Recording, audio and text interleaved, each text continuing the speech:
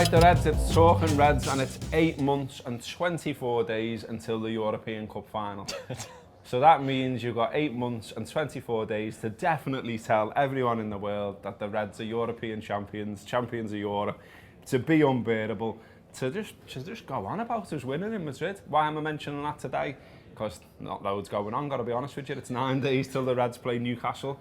International football at the weekend. Big Northern Ireland fan Craig Hannan is with me to talk about whatever we can find to talk about, to be quite honest. I'm writing a piece about international football at the minute, and it's based on a conversation I had with Steve Warnock on the latest Pro View, which is out soon. Good plug. And the only international football match I've ever been to in my life is Northern Ireland. Is it? The one Azerbaijan? Yeah. It's a feast of football, Northern Ireland versus Azerbaijan, wasn't it? I think we won 4-0, didn't we? I mean, it's a bit different now. Wasn't it like a couple of headers from a big centre half? That's the one where Kyle Lafferty scored and he ran and he celebrated and pointed towards you, and Gibbo thought he was pointing at him, and it was actually his girlfriend was the row behind you or something. Do you know what? I'm not into international football. I'm just into like watching Northern Ireland, and even like they're a bit shit as well. Do you know what I mean? They are, yeah. I mean, I was looking at England's matches this weekend, and I was trying to take some positives out of it. That was kind of the thing I was writing, not from a fan perspective, just saying Trent, for example, is likely to play, and Gareth Southgate said some nice stuff about him, about making a pathway for him in international football. And I thought, well, Trent will be made up, won't he? So I had a look at who he's playing, or who he's potentially playing. Bulgaria and Kosovo. Yeah. I mean, he'll get a cap and it'll be boss, and he can say he's played for England again and all that, but it's not really whetting the appetite, that, is it? Chamberlain as well. Chamberlain's back in the squad as well, so that'll be good for him. I mean, that's all we've got in it. Yeah. I mean, in the Pro View, it was interesting, and I'm just telling you everything I'm writing in my column here, but Steve Warnock was basically saying, the way we look at it as fans is not how they look at it as players. So he was like, even the way we're all like, oh no, I hope all these players don't get injured on international duty. He's like, getting injured never crosses your mind. And that's a lad who bust his leg a few times and kept coming back, fair play to him. But he said it just doesn't cross your mind. He's like, you're in the middle of your football career and you want to play football and you want to represent your country. And I thought, yeah, makes a ton of sense. And you look at Robertson as well, having a great time with the Scotland squad. Everyone's taking a piss out of him this morning about how white he is, which is white. Some of the other lads, are basically saying, well, we've picked up a bit of a tan, what happened? I don't think he'll ever pick up a tan, will he? He just doesn't have the ability to, that pasty skin. Anyway, all right. So what have we got on the agenda for Talking Reds today? Now we've talked some bollocks. We have got Michael Owen. He is, of course, at the top of the news agenda right at the moment because he's got a book out, Reboot. So he's wanting everyone to talk about reboots, and he's doing a pretty good job of it, to be fair. It's being serialised in various places. The Chronicle, I think, up in Newcastle. I think the Mirror have got older as well, and the Echo have been running a few bits of it.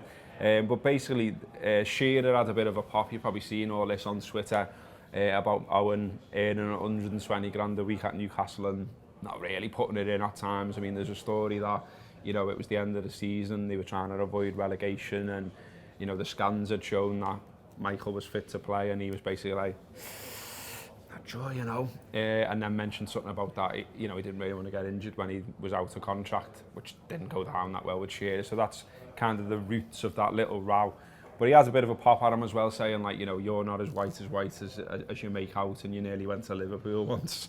Which was quite interesting. That's true, isn't it? It is I'm sure true. Phil Thompson's spoken about that in the past. Hooley and Thompson have both talked about it, I think, in little bits, and there was a bit of a sniff that they could have a go, and they registered some interest, as the phrase goes, but it was generally felt that he was just basically using Liverpool as a way to just get a new and improved contract, and that's what he got in the end. I mean, he nearly left under Ruud Gullit. I think that was more of a realistic time when he was actually going to go. I think the Liverpool thing was never truly on. Carragher's come out apparently and defended Owen at Asia, saying his treatment from some Liverpool fans is bang out of order, and Josh has put on the agenda, how should he be viewed by Liverpool fans? Well, I mean, I watched Owen from the very start until the very end at Liverpool, and when he first broke through, he was amazing, and it was unbelievable seeing a kid that young, that little, being that good, basically. You know, when you saw him, you just thought he's frail, he's fragile, he's young, he's not going to do much. And next minute he's sprinting away from the fences and putting it in the top bin. And when, you know, before he had his troubles with hamstrings and stuff like that, his pace was unbelievable, his finishing was unbelievable, and he's just so cool in terms of just putting it in the back of the net, all different types of finishes as well. And yeah, he was spot on. You know, and the high point, obviously, which I'll never ever forget, is 2001 FA Cup final. Basically wins it for us. You know, we're dead and buried. We should have been, you know, Arsenal should have been away and with the cup in their hands by the time that Owen made the contribution he did. But 2 absolutely brilliant goals at the end of the match to win us it. And I used to have the picture. They all like ran towards the camera like that, and it's the one sort of like proper celebration you see from Owen where he loses it a little bit. And it was boss, what a day. But then, you know, you all know what happens after that. Like, he goes to Real Madrid and it's in a bit moody circumstances, a shift fee, 8 million quid. And like, you know, he talks about wanting to win big trophies and challenging himself and all that. And I was saying to these in the office, I did a thing in Radio Newcastle last night because they got me on and basically said, like, do all Scousers love Michael Owen? And I was like, no. I mean, look, his record's absolutely brilliant. It's better than 1 and 2. I think it's sort of like around the 148 goals, 150 goals in basically less than double of that. So he was amazingly prolific, but he got off, and then he went to Man United, and then he's been a bit weird on television. And I think ultimately the thing for me with it, I think maybe some of the abuse he gets is too far. In general, abuse that people give each other on social media is mad. It regularly goes too far, and people wouldn't say it in real life, so why say it at all? But I don't think he's helped himself, has he? I just think he might be a bit of a knob. You know, I think there's loads of footballers are, and I think that my earliest memories of watching football involve Michael Owen, like watching him in that World Cup in '98, and him breaking through. Argentina goal. Yeah, and I would have been 7 or 8 then, no, 6 or 7, yeah, and as a kid, I loved him. Like, I just loved watching him because he's everything that you want whenever you're a kid. It's the goals, it's the dribble and pass players, and it's the speed, and it's everything that's exciting. And you know, when the first thing I think of when I think of Michael Owen playing for Liverpool is that celebration you just mentioned, where like, I was too young to be at the game, and I just remember the camera like panned round behind him as he does his celebration. You just see the crowd, and you see his eyes are almost like he can't believe what he's like seeing in front of him, and like that's one of those moments that's like, it's just incredible, and it's like, it's a shame that, you know, if you say to me, well, what do you think of Michael Owen now?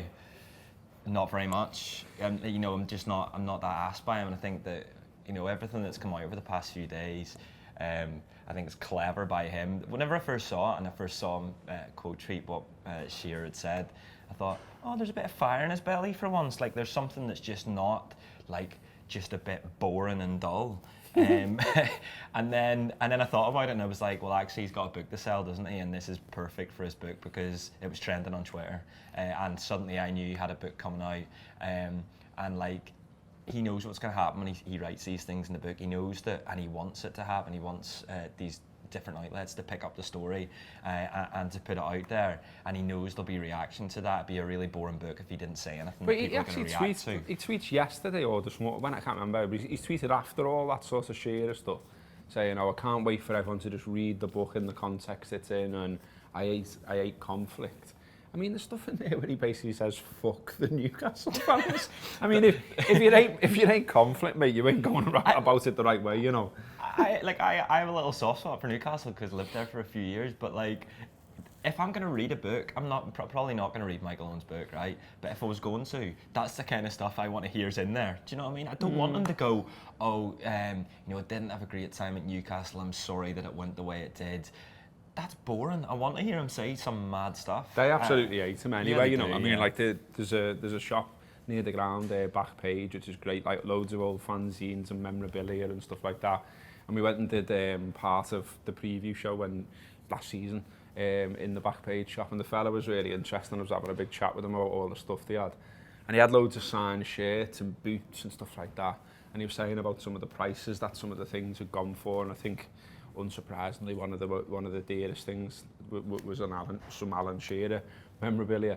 And I said, what about the other end of the spectrum? Is there like, have you got any, stuff that you just can't shift? And he went, yep, got a Michael Owen sign, Newcastle shirt, no one's ever buying that, because he's no one's hero. That's the weird thing about his career as well. I mean when I used to do a magazine called Late Tackle, and there was a fella, I think his name was Peter Simpson, who probably still follows the rap and stuff, may well be watching. Hiya Peter, if you are. And he wrote a piece, and that was the line he came out with. He's no one's hero, and I thought he's not, and he still isn't. Like he goes to Liverpool, he was the hero, but then he left and he said what he said and all the rest of it, and he soured it. He goes to Man United, and no one was really asked there. He scores against City, he wins a Premier League medal, but no one was particularly bothered. They just thought it was funny that they got one of Liverpool's ex-heroes. Real Madrid, no one was bothered. He was a big part player there, and Stoke. And even England, like it just in the way that his career develops and sort of it starts with this bang, of him breaking through at Liverpool and the Argentina goal for England and stuff, and it just peters out. That goal, by the way, like it's funny how now we're all, or a lot of us, me included, like fuck England, can't be arsed with England, Scouse not English, all that kind of stuff. By the way, if you're interested in that kind of stuff and why Scousers are, what they're like and all that kind of stuff, excellent book by Dan Fieldsen called Locale. I think that's how we're saying it. But honestly, get involved, really good. It's about the history of the city, the club, how the two intertwine, and how the people, why the people are like what they're like and all that. And it's really, really good. But anyway, but yeah, going back to that Owen goal, I remember watching that game, and like I was watching it in the girlfriend at the time's dad's house. So we're sitting there, like, you're on your best behaviour, aren't you? Because when her dad's there and you're only sort of 17, 18 or whatever it is, and he scored that goal, and I jumped out the chair and went, fucking get in! And then it was like, oh, sorry. that goal, I think, that's my earliest memory of sitting down and watching a football match with my dad.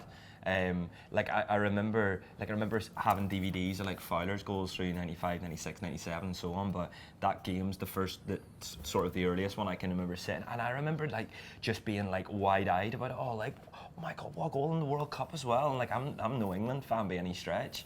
There's a tint of like sadness with him. Like I think when you read Cy Hughes's book, I think it's Ring of Fire that he speaks in, and he speaks like basically about how he is remembered, and it is a shame, and that he tried to get back to Liverpool and so on. He did. And, that bit's true. He did try and get back. But I still think he lost his bottle a little bit on that, though. I mean, like, it's been explained over and over, and will be again in this book, no doubt.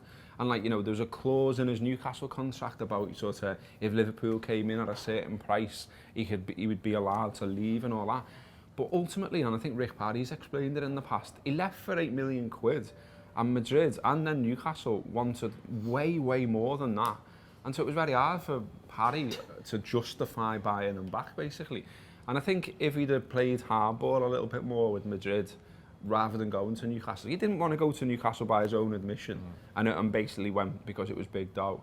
If he'd have really dug his heels in and went, I'm going nowhere but Liverpool, could he have forced that move? That would be my question for him if he was sitting here right now and he wasn't, he wasn't reading the Racing Post and concentrating on horses. But that's something that we find it difficult, and I remember them being devastated that he left, but then angry at how he left, in terms of, like, I remember the months leading up to that in interviews he was basically saying, no, I'm here, I'm enjoying it at Liverpool, and then 3 months later he's off to Real Madrid for £8 million because his contract only had like 1 year left in it or whatever, and you get Antonio Nunes that coming the other way, and it's just this, I think it's very hard for us to sort of relate to Michael Owen, because I think you sit in the office before you see him and you don't really feel like he has that love, like that, that. He doesn't feel like a fire fan. Within him. He doesn't feel like a fan. Enjoys football in the same way that we do, in the same way that you see Jamie Carragher, in the same way that you see Steven Gerrard in the sidelines as manager of Rangers, or when he's talking in the BT Sports studio. You see that within them, and like Trent. Fire. You see, when Trent's talking about Liverpool, you feel the same as he feels. You see a little bit of yourself in him, and I think Michael Owen probably just wasn't ever. I just think he was really, really good at football, and he knew from a very young age that he was really good. His dad knew he was as well, and he could have gone to Man United as a kid. He goes to Liverpool, and yeah, look, he did a great job for us, as I say. He won those trophies, he scored those goals, but he never ever connected. He was always talking about England. He was always talking about personal challenges. That's why I said he went to Real Madrid. And I get what Carragher's saying, because Carragher's his mate, and I always think, you know, we all like Carragher, don't you? And we've had him in here, and he's a great fella, and he's good company, and he's certainly passionate about football and about Liverpool. And I always think, if he was like best mates with Michael Owen, there must be more to the fella that we don't know about. But you just never see it, and if it's there, he's hiding it away. So, does he deserve respect for his record at Liverpool? Yeah, he does. Did he deserve to be booed on Anfield? Did he deserve to get songs, you know, like "Where Were You in Istanbul"? Yeah, yeah, that's absolutely. Perfect, yeah. Because, you know, like he put fingers up to us, you know, going for that price and saying he was going to win trophies. Well, if he'd have stayed, he would have won the biggest one of all, wouldn't he? So, and as I say, 8 months, 24 days, we can keep on going on about winning that big trophy as well. We were going to do Emre Can, but he doesn't play for us, who's arsed. Up the Reds, that's been Talking Reds. Watch the Pro View. You can listen to it as well. It's available on both the video subscription feed and the audio subscription feed. And it's a belter. Up the fucking Reds.